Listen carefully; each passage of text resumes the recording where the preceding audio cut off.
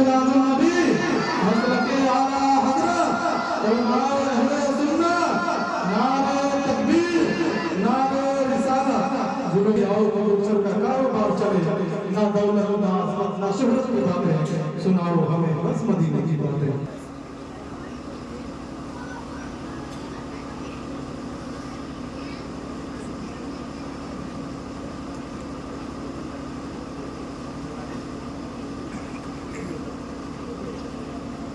باوقار علماء کرام،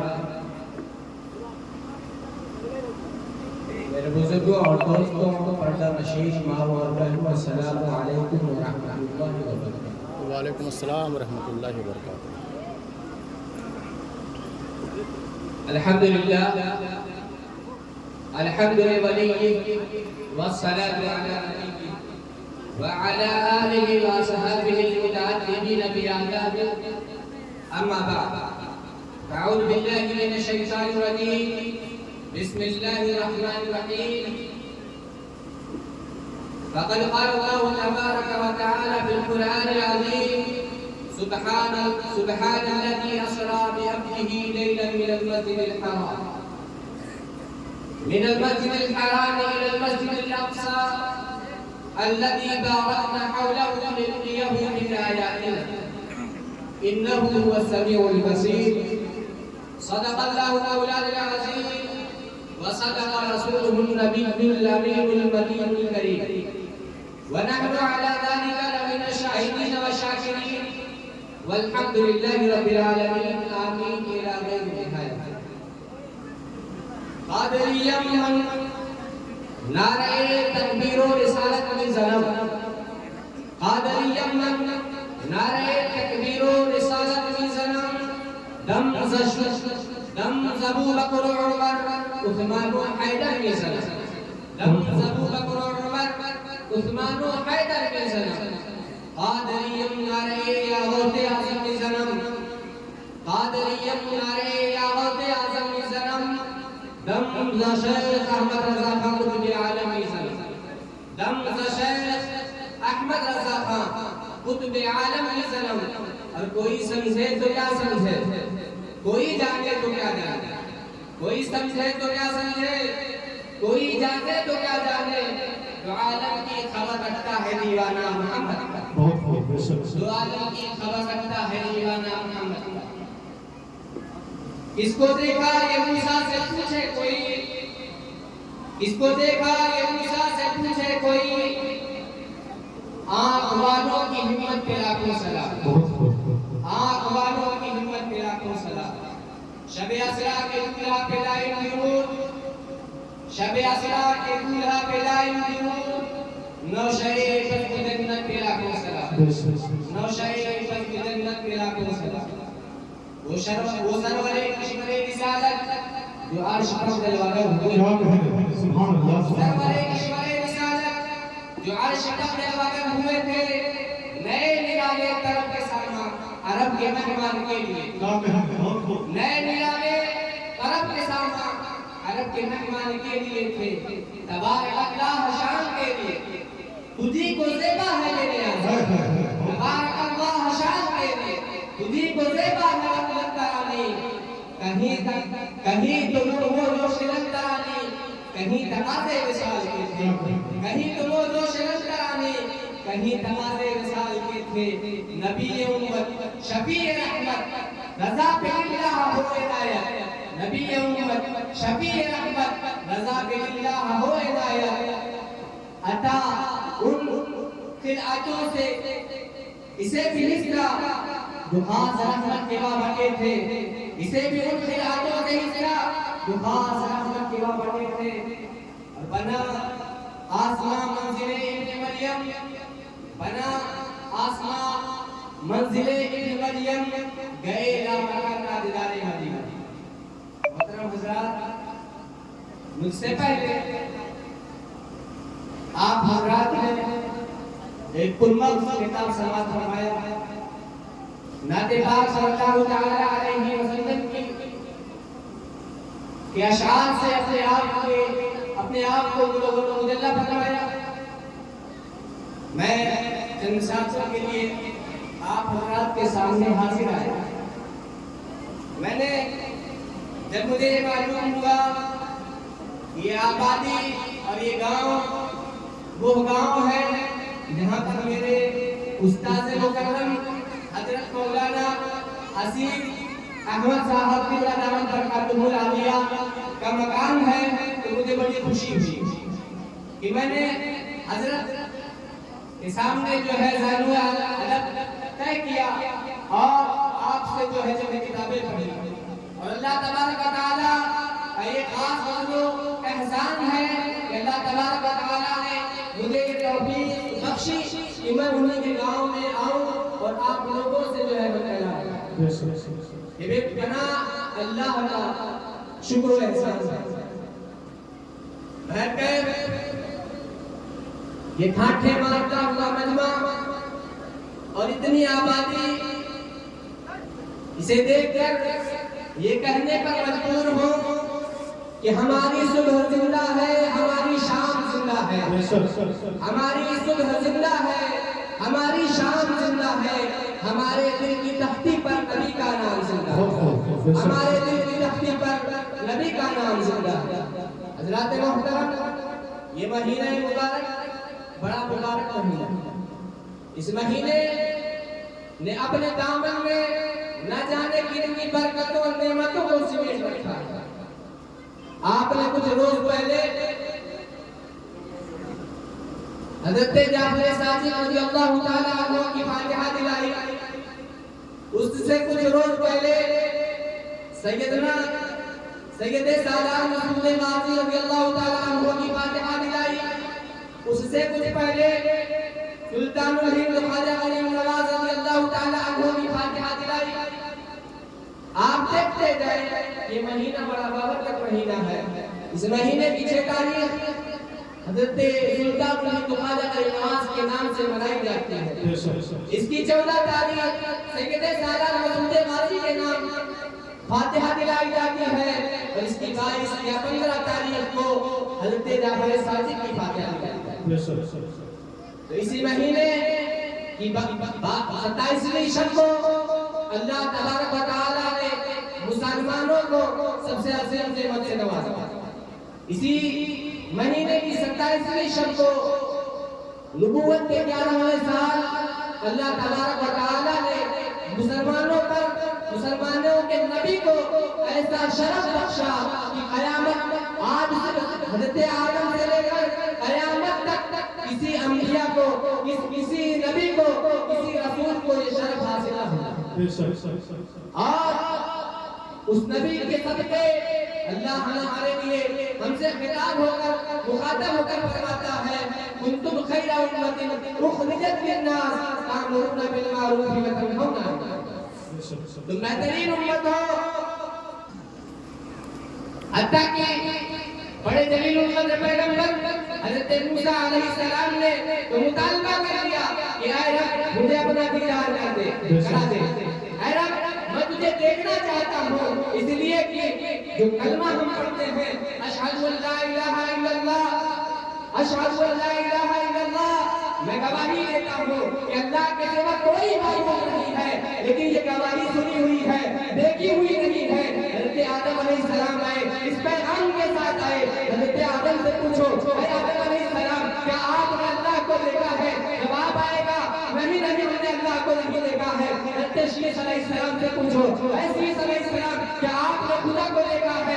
آپ جو پیغام لے کے آئے ہیں لا الہ الا اللہ کہ اللہ کے سوا کوئی معبود نہیں، آپ بتائیں کہ آپ نے اللہ کو دیکھا ہے؟ حضرت شیش علیہ السلام بھی کہیں گے نہیں میں نے اللہ کو دیکھا تو نہیں ہے، لیکن یہ جو ایسی حقیقت ہے جس کو جھٹلایا نہیں جا سکتا ہے، ہر عقل مند آدمی اس بات کی گواہی دے گا. اور آئیے آپ دیکھیں حضرت نوح علیہ السلام ہے جنہیں آدم ثانی کہا جاتا ہے. حضرت نوح علیہ السلام سے پوچھو اے نوح علیہ السلام آپ کی دعاؤں کے صدقے آپ کی دعاؤں سے جو ہے پوری دنیا کو جو ہے اللہ تبارک و تعالیٰ نے عذاب میں مبتلا کر دیا تھا. آپ بتاؤ کہ آپ نے اللہ کو دیکھا ہے؟ حضرت نوح علیہ السلام نے فرماتے ہیں کہ نہیں میں نے اللہ کو نہیں دیکھا ہے. تو سوچو آپ دیکھیں حضرت ابراہیم علیہ السلام ہے جن کے لیے جو ہے نارے نمرود کو گلزار کر ہے آپ سے پوچھتے ہیں اے ابراہیم خلیل اللہ، اے اللہ کے پیارے دوست، آپ بتائیے آپ بھی یہ پیغام لے کر آئے اللہ کے علاوہ کوئی معبود نہیں، ہم آپ سے پوچھتے ہیں اے پیغمبر خدا، اے جو ہے سید الانبیاء کے جو ہے دادا جان، آپ بتائیے کہ آپ نے خدا کو دیکھا ہے؟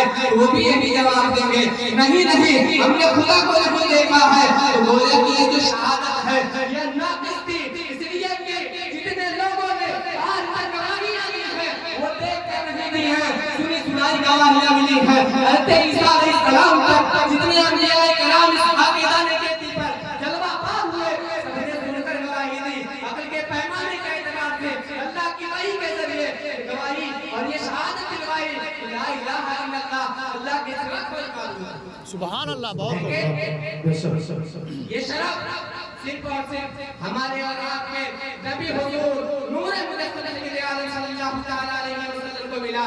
اسی رات 27ویں رات کی شب میں اللہ تبارک و تعالیٰ نے آپ کو دیدار کرایا، اور دیدار کرانے کی حکمت یہ تھی کہ آدم سے عیسیٰ تک کتنے لوگ آئے، گواہی لے کر آئے، لیکن وہ گواہی ناقص تھی۔ اس نقص کو، اس کمی کو اگر کوئی پورا کرے گا تو میرا محبوب محمد رسول اللہ پورا کرے گا۔ نعرہ تکبیر، نعرہ رسالہ، جشن میلاد النبی، مسلک اعلیٰ حضرت، نعرہ تکبیر۔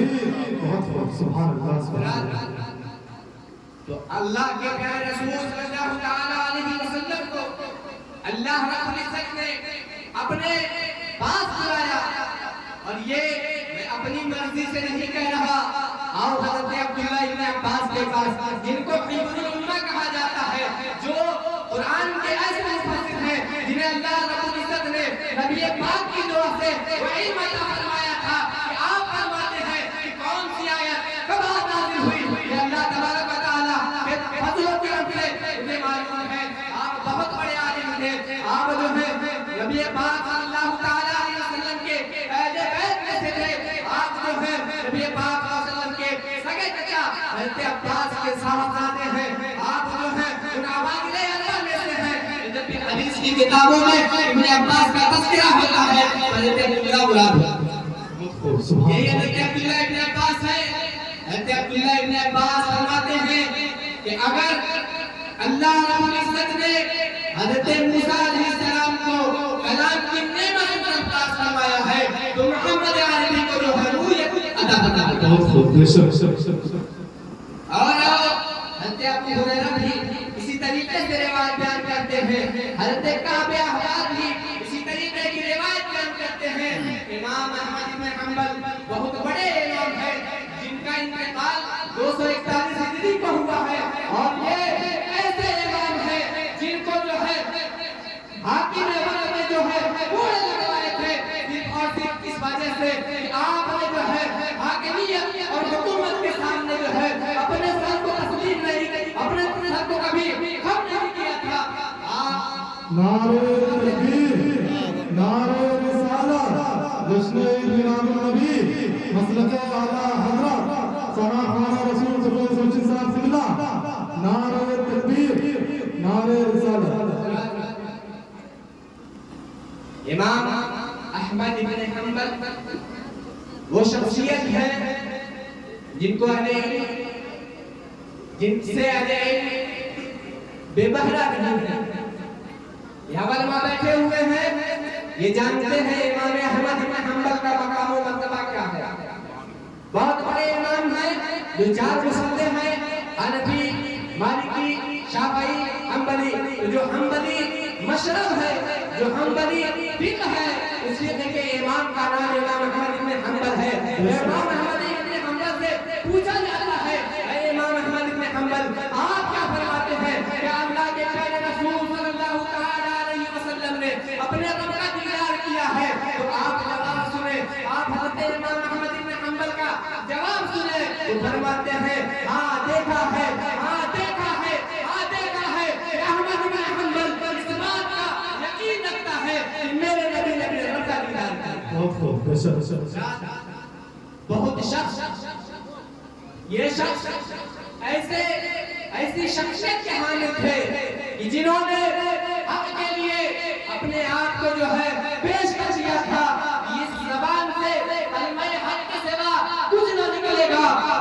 مخلوق کے قرآن ہونے کا دعویٰ کیے جا رہے تھے، آپ اس پر آپ ڈٹ گئے کہ قرآن مخلوق نہیں ہے، اللہ کا کلام ہے، تو اللہ اگر قدیم ہے تو کلام بھی قدیم ہے۔ لہذا اس بات پر جو خلیفہ کے قریبی لوگ تھے ان لوگوں نے ان کے خلاف بھڑکایا، آپ کو سزا دی گئی، آپ سے یہ کہا گیا کہ اے امام احمد بن حنبل آپ ایک مرتبہ صرف کہتے کہ قرآن مخلوق ہے، آپ کی سزا معاف کر دی جائے گی، آپ کو چھوڑ دیا جائے گا، لیکن یہ مرد مجاہد انہوں نے اپنے ایمان سے سودا نہ کیا، اگر سزا دینی ہے تو بے شک سزا دو، لیکن اس زبان سے اس کے علاوہ کچھ نہیں نکلے گا۔ وہی امام اعظم وہی امام احمد بن حنبل فرماتے ہیں کہ اللہ کے رسول نے اپنے رب کا دیدار کیا ہے، روایتوں میں آتا ہے آپ نے اس جملے کو اتنی مرتبہ دہرایا ہے کہ آپ کی سانس جب تک ٹوٹ نہ گئی آپ اس جملے کو دہراتے رہے۔ سوچے حضرت امام نووی فرماتے ہیں کہ اکثر صحابہ اس بات پر متفق تھے کہ اللہ کے رسول صلی اللہ تعالی علیہ وسلم نے معراج کے شب اپنے رب کا دیدار کیا۔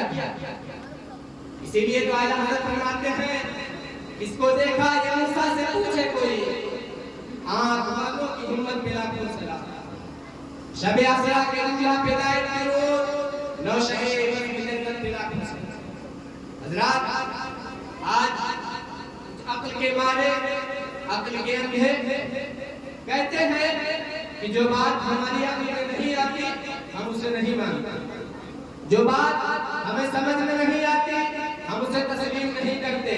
معراج شریف کا واقعہ بھی ہماری سمجھ میں نہیں آتا لہذا ہم اسے تسلیم نہیں کریں گے، لہذا ہم اسے تسلیم نہیں کریں گے۔ ارے کم وقتوں معراج شریف کا جو حادثہ ہے یہ حادثہ ہی معجزہ ہے، اور معجزہ کہتے ہی اس کو ہے جو عقل میں سمجھ نہ آئے، اگر عقل میں سمجھ آ جائے تو وہ معجزہ نہیں ہے، اور جو عقل میں نہ سمجھ آئے اسی کو معجزہ کہتے ہیں۔ اللہ تبارک و تعالی اگر اس مخلوق میں کوئی کام عادت کے خلاف واقع بنا دے تو اسے آیت کہتے ہیں، اسے نشانی کہتے ہیں، اسے علامت کہتے ہیں۔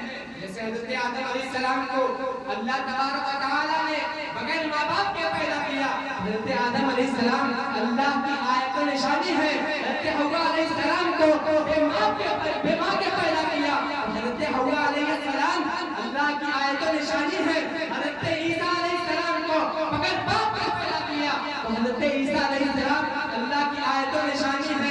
اگر کوئی خلاف عادت کام اللہ کی جانب سے ہو، من جانب اللہ ہو تو اسے آیت کہتے ہیں، اسے آیت من آیات اللہ کہتے ہیں، اسے جو ہے اللہ کی علامت کہتے ہیں۔ لیکن اگر وہی کام کسی نبی سے سرزد ہو جائے، کسی رسول سے سرزد ہو جائے تو وہ کام آیت نہیں رہتا، اب وہ معجزہ ہو جاتا ہے۔ کام وہی ہے، قدرت وہی ہے، اس لیے کہ ہمارا ایمان و یقین ہے کہ ذرہ ذرہ جو ہے اللہ رب العزت کے مشیت و قدرت سے چلتا ہے۔ اگر معجزہ بھی واقع ہوتا ہے تو وہ بھی اللہ کی مشیت و قدرت سے واقع ہوتا ہے، لیکن جب نسبت جو ہے رسول النبی کی طرف کر دی گئی تو اس کا نام بدل دیا گیا، وہ آیت نہیں بلکہ معجزہ کہا جاتا ہے۔ اگر کسی نبی سے کوئی خلاف عادت کام جاری ہو جائے، سرزد ہو جائے، اسے معجزہ کہا جاتا ہے کہ نہیں؟ بالکل کہا جاتا ہے۔ تو حضرت معجزہ کہتے کس کو ہے؟ معجزہ اس چیز کو کہتے ہیں جو خلاف عادت ہو، جو خلاف عادت ہو، اور پوری دنیا کا انسان آدم سے لے کر ایدم تک اس کے کرنے پر قادر نہ ہو، اسے معجزہ کہتے ہیں۔ جیسے حضرت موسیٰ علیہ السلام کا کہ عصا کا جو ہے سانپ بن جانا، حضرت عیسیٰ علیہ السلام کا مردوں کو زندہ کر دینا، اور میرے پیارے آقا محمد رسول اللہ صلی اللہ تعالی علیہ وسلم کا ہاتھ کی انگلیوں سے پانی کے چشمے سے جاری کر دینا، میرے آقا مصطفیٰ صلی اللہ تعالی علیہ وسلم کا ایسی رات کے مختصر حصے میں حرم سے لے کر مسجد اقصی تک اور مسجد اقصی سے قصر جنہ تک پہنچانا، اور یہی کام کسی ولی سے سرزد ہو جائے، خلاف عادت کام، خلاف عادت آپ سمجھتے ہیں؟ خلاف عادت آپ کو سمجھ رہے ہیں؟ نہیں سمجھ؟ خلاف عادت کا مطلب یہ ہوتا ہے کہ جو کام دنیا میں اکثر ہو، جیسے ماں اور باپ کے ملنے سے اولاد پیدا ہوتی ہے کہ نہیں؟ ماں اور باپ، مرد اور عورت کے ملنے سے اولاد پیدا ہوتی ہے۔ اگر ہم ہاتھ آگ کو لگائیں گے تو ہاتھ ہمارا جل جائے گا، اگر چھری سے اسے کاٹیں گے تو ہاتھ کٹ جائے گا۔ یہ ساری چیزیں عادت کے موافق ہیں، لیکن اگر چھری چلائی جائے اور نہ کٹے تو اسے خلاف عادت کہتے ہیں، اسے معجزہ کہتے ہیں، اسے آیت کہتے ہیں۔ اور اگر ولی سے وہی چیز صدق ہو تو اسے کرامت کہتے ہیں۔ حضرات، حضرت اسماعیل علیہ السلام کی گردن پر حضرت ابراہیم علیہ السلام نے چھریاں چلائی، یہ چھریاں جلی نہیں جلی، اسے معجزہ کہا گیا۔ اسی طریقے سے حضرت غوث پاک نے 16 سال یا 14 سال کی ڈوبی ہوئی بارات کو واپس بلا دیا، تو اسے کرامت کہا جاتا ہے، اسے کرامت کہا جاتا ہے۔ اور غوث پاک رضی اللہ تعالیٰ عنہ کے زمانے کے ہمارے اور سب کے سلطان الہند خواجہ علی نواز اگر پورے مسافر کو ایک چھاگل میں ہمیں اسے کرامت کہا جاتا ہے۔ حضرات، چاہے آیت ہو، چاہے معجزہ ہو، چاہے کرامت ہو، یہ سب کی سب چیزیں، یہ ساری کی ساری چیزیں جو ہے اللہ کی قدرت سے ہوتی ہیں۔ اب اگر کوئی کم وقت شومیت قسمت کا مارا بدقسمت اس بات کا انکار کرے کہ یہ چیز ہماری ذہن میں نہیں آتی، ہم اسے تسلیم نہیں کریں گے، ہم اسے مانیں گے نہیں، تو اس سے کہہ دو او بیوقوف، اگر تمہارے ذہن میں آ جاتی تو یہ معجزہ نہیں ہوتا۔ دوسری بات یہ جتنی بھی چیزیں ہیں، چاہے آیت ہو، چاہے معجزہ ہو، چاہے کرامت ہو، یہ سب اللہ کی مشیت سے ہوتا ہے، اللہ کی قدرت سے ہوتا ہے۔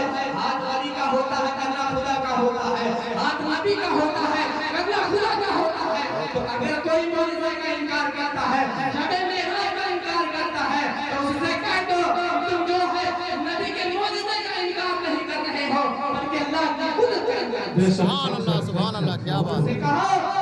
اللہ فرماتا ہے ان اللہ علی کل شیء قدیر، بے شک اللہ جو ہے وہ ہر شے پر قادر ہے۔ آپ دیکھیں یہ لائٹ، اس روشنی کے ذریعے ہمیں جو چیزیں نہیں دکھتی ہوتی ہوئے رہتی ہیں، اور اسی روشنی کی مدد سے میری آواز آپ تک پہنچ رہی ہے کہ نہیں؟ آپ گوگل پہ سرچ کریں، گوگل پر سرچ کریں تو آپ کو پتہ چلے گا، علامہ گوگل بتائیں گے یہ جو لائٹ جو انسانوں نے پیدا کی ہے، جو بجلی انسانوں نے پیدا کی ہے، وہ بجلی ایک سیکنڈ میں 1,83,000 یا 86,000 میل تک کا سفر کر سکتی ہے۔ ایک سیکنڈ میں 1,86,000 میل تک سفر کر سکتی ہے۔ اب اگر اسی کو کلومیٹر میں لاؤ تو 3 لاکھ کلومیٹر ایک سیکنڈ میں سفر کرتی ہے۔ یہ بجلی جو انسانوں نے بنائی، انسانوں کو جو اللہ نے عقل دی، جو شرف بخشا انسانوں کو عقل کا، اس عقل کی پیداوار یہ بجلی ایک سیکنڈ میں 3 لاکھ کلومیٹر کا سفر طے کر لے۔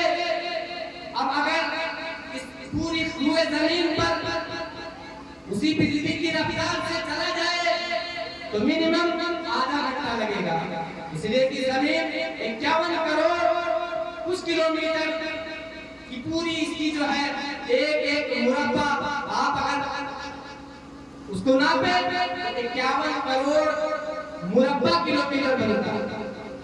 آپ اس کو 3 لاکھ کو 51 کروڑ سے جب تقسیم کریں گے تو نتیجہ آئے گا 28 منٹ یا اس سے نیچے۔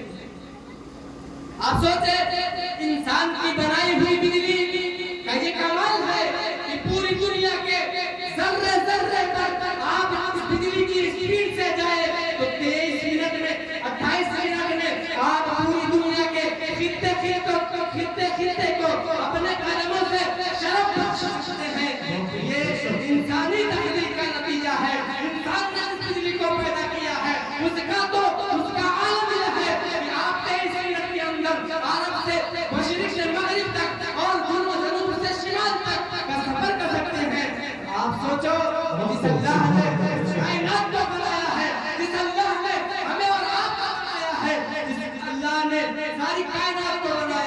وہ اپنے محبوب کو صبح کے مختصر حصے میں کیوں آخر مسجد حرام سے مسجد اقصی تک اور مسجد اقصی سے قصر جلال تک پہنچانے کا کیوں نہ کروں؟ ہماری بنائی ہوئی بجلی کا یہ عالم جو رب، یہ سورج آپ دیکھ رہے ہیں، سورج زمین سے علامہ حسنین رضا بریلوی رحمہ یہ کتاب ہے معراج آسمانی، اس کے دوسرے صفحے پہ آپ لکھتے ہیں یہ اللہ کی قدرت کی عظیم نشانی ہے، یہ سورج چمک رہا ہے، اس سورج کی جو مقدار ہے، جو اس کا رقبہ ہے، یہ زمین کے رقبے سے 13,256 زمینوں کے برابر ہے۔ اب سوچیں زمین کا 13,13,256واں حصہ کیا جائے تو ایک زمین بنے گی اور اس کے اوپر جائے سورج، اتنا بڑا سورج، اتنی بڑی ہائٹ جب اللہ تبارک و تعالیٰ نے اسے پیدا کیا ہے اور وہ صبح سے لے کر شام تک پوری دنیا یعنی 51 کروڑ مربع کلومیٹر کو جو ہے روشن کرتا ہے، تو آپ غور کریں کہ وہ کس طریقے سے اور کس سپیڈ سے چلتا ہوگا۔ تو جو رب اس بات پر قادر ہے کہ وہ اپنی مخلوق کی پیدا کی ہوئی چیز کو یہ طاقت و صلاحیت دے سکتا ہے، سورج کو یہ طاقت و صلاحیت دے سکتا ہے، تو پھر بھلا حضرت محمد صلی اللہ علیہ وسلم کو اس دنیا میں اس دنیا سے آسمان پر بلا کر اپنا دیدار کیوں نہیں کرا سکتا؟ جو لوگ اعتراض کرتے ہیں انہیں چاہیے کہ ہوش کے ساتھ اس لیے کہ آپ جب دیکھیں گے نبی پاک صلی اللہ علیہ وسلم معراج کے سفر سے واپس آئے، واپس آنے کے بعد یہ بات ابو جہل تک پہنچ گئی، ابو جہل نے مذاق اڑانا شروع کر دیا، اپنے گروہوں کو پورے مکہ کے اندر پھیلانا شروع کر دیا، اور اس اعتبار سے تاکہ وہ محمد عربی کا مذاق بنائے، محمد عربی صلی اللہ علیہ وسلم کو برا بھلا کہے۔ وہی ابو جہل حضرت ابوبکر صدیق کے پاس پہنچتا ہے اور پوچھتا ہے اے ابو بکر صدیق، تم تو بڑا کہتے تھے کہ محمد صادق و امین ہے، محمد جو ہے اللہ کے نبی ہے، آج تمہارے محمد عربی روی پھیلا صلی اللہ علیہ وسلم وہ کہتے ہیں کہ تم وہ رات کے مختصر حصے میں مسجد حرام سے مسجد اقصی تک گئے اور مسجد اقصی تک آسمان سے آسمان کے اس پار گئے اور ہم کا دیدار کیا۔ جب حضرت ابوبکر صدیق نے اتنا سنا تو کہا اگر میرے پیارے حبیب صلی اللہ علیہ وسلم نے ایسا فرمایا ہے تو پتہ فرمایا ہے، اس لیے کہ جو فرشتہ آسمان کا سینہ چیر کے زمین پر آتا ہے اور آنے کے بعد پھر جاتا ہے، تو جو اس طریقے سے ہو سکتا ہے تو میرے مصطفیٰ کا اس دنیا سے آسمان کی بلندیوں پر جانا، رب کا دیدار کرنا کیوں نہیں ہو سکتا؟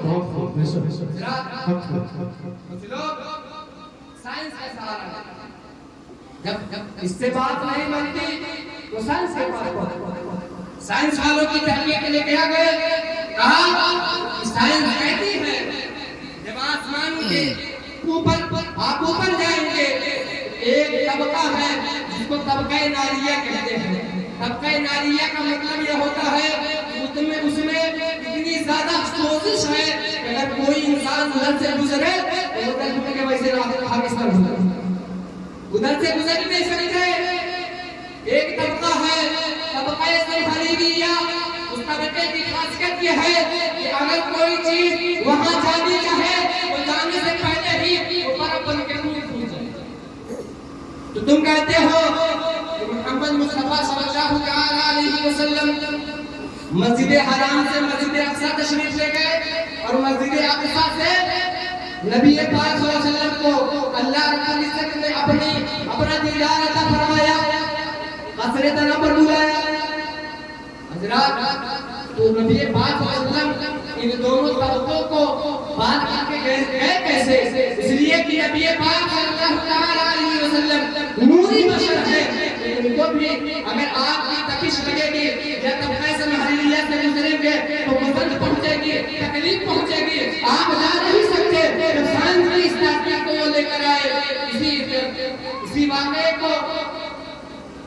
محدث کبیر اپنی تقریروں میں بیان کرتے ہیں کہ پردادا استاد ہدایت اللہ خان صاحب رامپوری علیہ السلام بتاتے ہیں کہ جو لوگ سائنسی تحقیق کا سہارا لے کر معراج شریف کا انکار کرتے ہیں یہ ہدایت اللہ خان صاحب رامپوری علیہ السلام کا ایک قصہ یاد رکھیں ان لوگوں کے چہرے پہ مارنے کے لیے یہ جو ہے بہت اچھی دوائی ہے آپ بھی اس کو یاد رکھیں فرماتے ہیں کہ یہ پورے سال میں صرف 2 مرتبہ جو ہے میلاد پاک کی محفل رچاتے رہتے ایک میلاد نبی کے موقع پر اور دوسری میلاد نبی کے موقع پر ایک وہ جب نبی پاک صلی اللہ تعالی علیہ وسلم کا ورود مسعود ہوا اس وقت